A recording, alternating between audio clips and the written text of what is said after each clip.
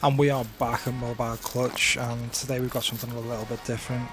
Ooh, nasty little scratch there, but we have got a Ford Focus 2007 ST, and it needs a little bit of a tidying up, but we're not too worried about that. I've loved these cars, I've always wanted one, and finally I have bought one. But let's check out the main problem underneath.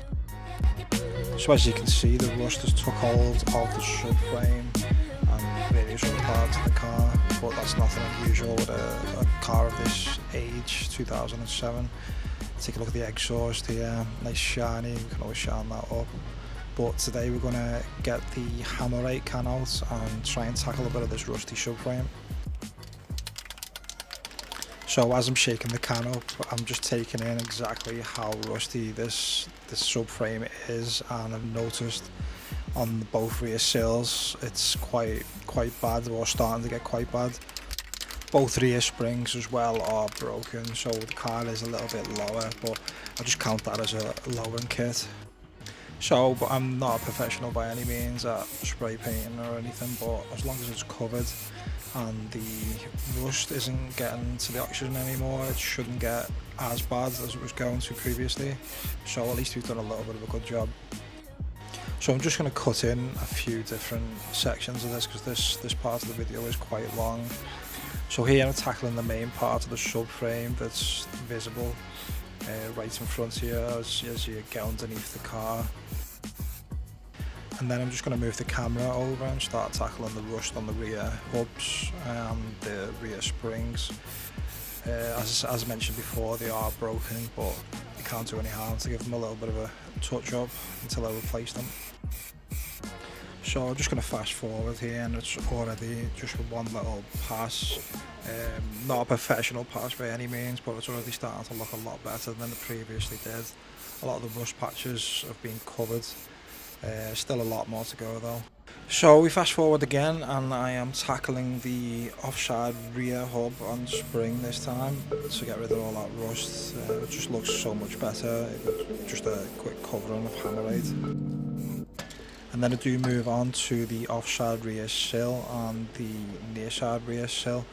Now I'm a lot more bothered about the sills than I am of the subframe, because we can just replace the subframe pretty easily. There's quite a few on eBay that are available for about £130. You would have to clean them up myself, but again it's easily replaceable. Whereas the sills are not so easily done once they're corroded. We'd have to pull the side skirt off, start cutting the inner and outer sills and welding new sills in, which is, if we can avoid it, that is the thing to do.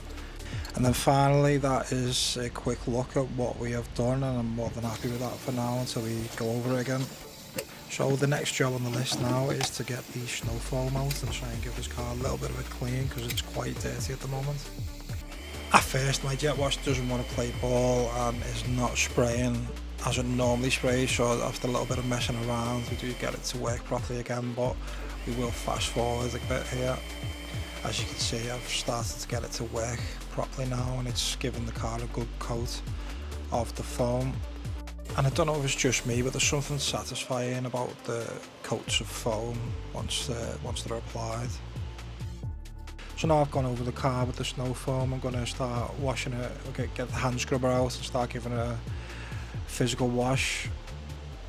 And I don't know about you guys, but it's times like this, when the sun's out, I'm washing the car that I've always wanted to buy, even though it's not the best car in the world. I'm just happy and thankful that I'm alive and everything's well and my family's well, and it's just a great day. The sun's out, I'm enjoying it. So we move on to the back here now, give that a good wash around the exhaust tips, get them nice and shiny. That's all stainless steel, it's got a scorpion exhaust from the middle and back. So that's quite a nice addition to the car.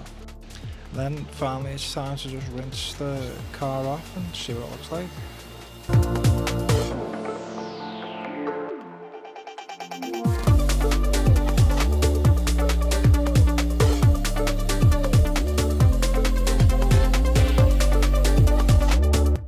So let's just have a quick look around it now. Obviously it's still wet, that's the front. I'm coming around the side and it is so much better than what it was looking like previously.